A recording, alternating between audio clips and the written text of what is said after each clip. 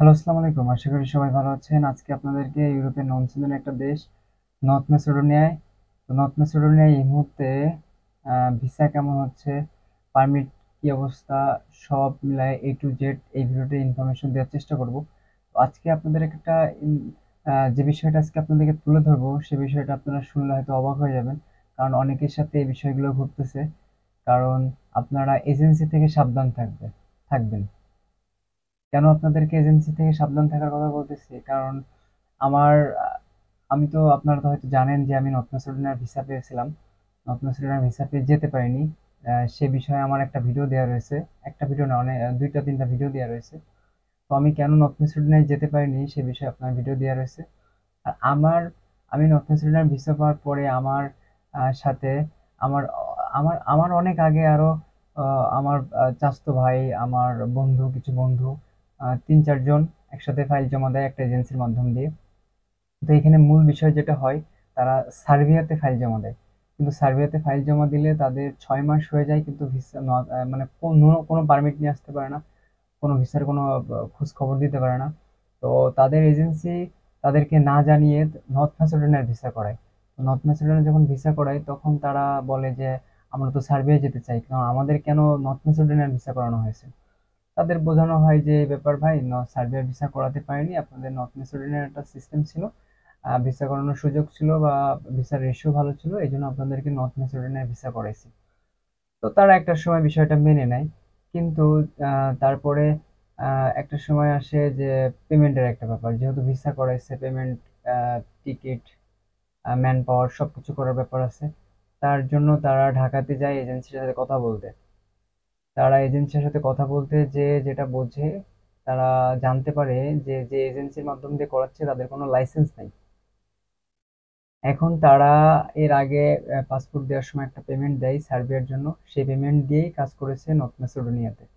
তো যেহেতু একটা পেমেন্ট দেওয়া আছে, তারা তাদের অফিসে যে অফিসের মানে টোটাল বিষয়টা বুঝে দেখে যে অফিসে লোকজন নাই।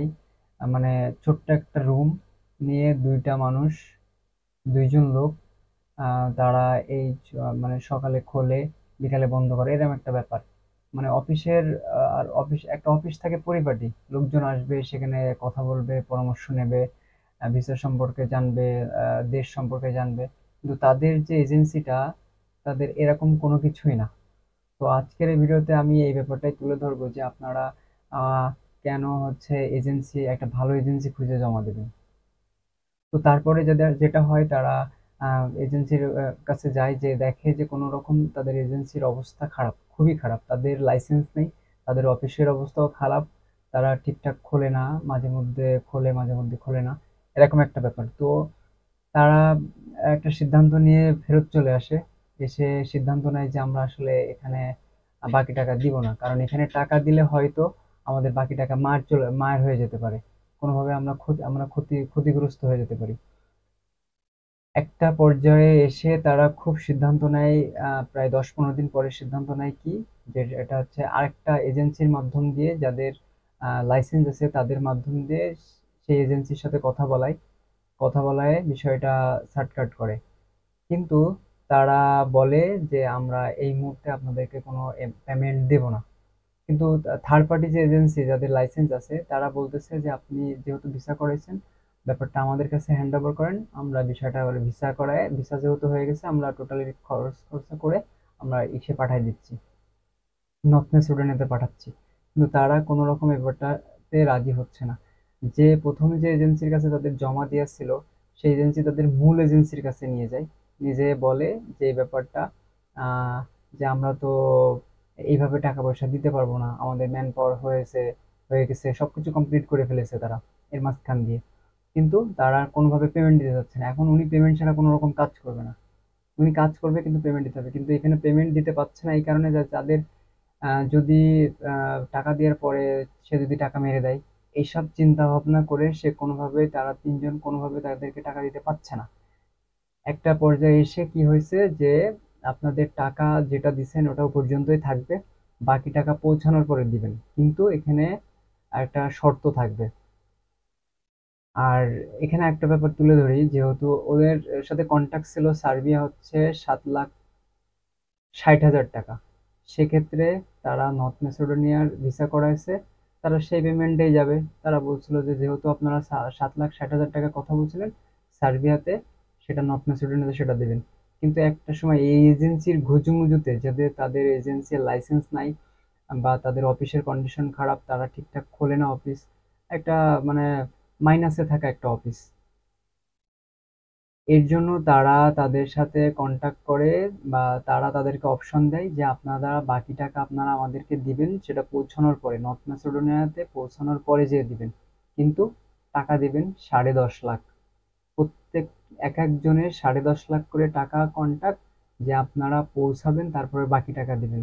যেহেতু এদের প্রত্যেকের পাসপোর্টের সাথে আর টাকা দেওয়া ছিল 2 লাখ করে, এর জন্য তারা পরবর্তীতে তারা এই সিদ্ধান্ত নেয়, যেহেতু এই মুহূর্তে ভিসা টেসা কমপ্লিট করে ফেলেছে আর কিছু টাকা দিয়ে ফেলেছে, তাদের কাছে কথা হচ্ছে যে আমরা দেরি হয়ে গেছে।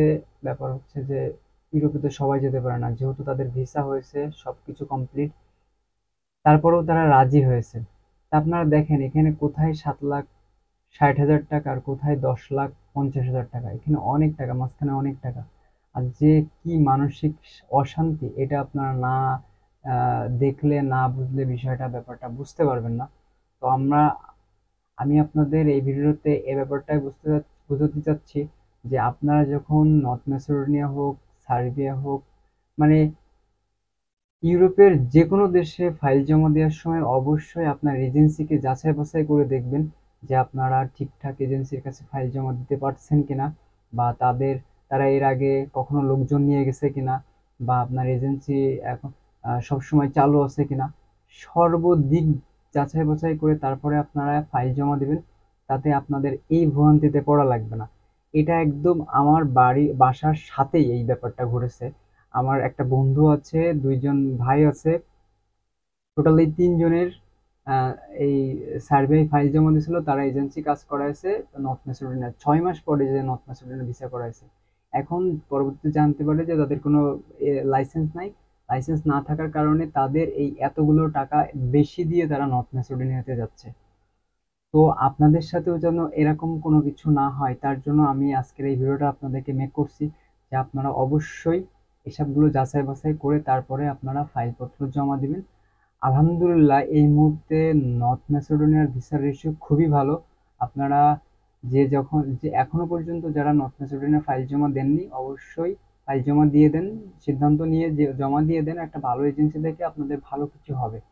আর আপনাদের কাছে আরেকটা ব্যাপার শেয়ার করতে চাই, সেটা হচ্ছে আপনাদের পাসপোর্টের মেয়াদ অবশ্যই যেন 1 বছর থাকে।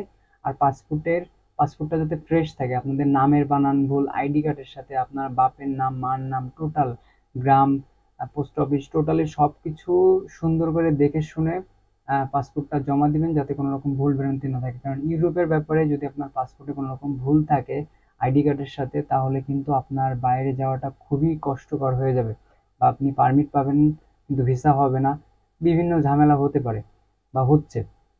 তো আপনারা কোনোভাবেই এই জিনিসটা অবশ্যই খেয়াল করবেন।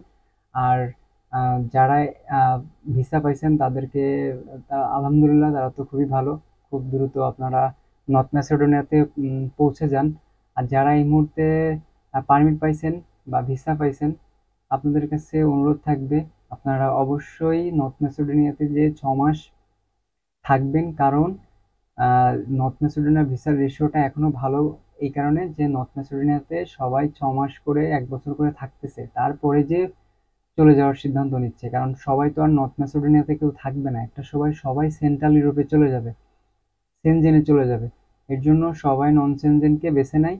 কিন্তু আপনাদের কাছে আমি একটা রিকোয়েস্ট করব, এই বাংলাদেশের যে শ্রম বাজারটা, যেহেতু নর্থ ম্যাসেডোনিয়াতে এখনো কোনো সমস্যা হয়নি, তো আপনারা অবশ্যই নর্থ ম্যাসেডোনিয়াতে যারা এই মুহূর্তে ভিসা পাইছেন তাদেরকে আমি এই বিষয়টা বেশি করে, বিশেষ করে তাদেরকে এই বিষয়টা তুলে ধরতেছি, তারা অবশ্যই, আপনাদের কাছে অনুরোধ থাকবে আপনারা নর্থ ম্যাসেডোনিয়াতে অন্তত 6 মাস থাকবেন। কষ্ট করে হলেও 6 মাস থেকে তারপরে সিদ্ধান্ত নেবেন যে আপনারা সেন্ট্রাল ইউরোপে যাওয়ার। আর যদি আপনারা ওখানে থাকতে পারেন, আপনাদের 3 বছর, 3.5 বছর থাকলে পিআর পেয়ে যাবেন, পার্মানেন্ট রেসিডেন্ট কার্ড। তো এখানে এই ব্যাপারগুলো একটু খেয়াল করবেন। তো আজকের ভিডিওটা এই পর্যন্ত। যদি ভিডিওটা ভালো লাগে তাহলে অবশ্যই লাইক করে ভিডিওটা শেয়ার করে অন্যদের দেখানোর সুযোগ করে দেন। তো আজকের মতো এই পর্যন্তই। আল্লাহ হাফেজ।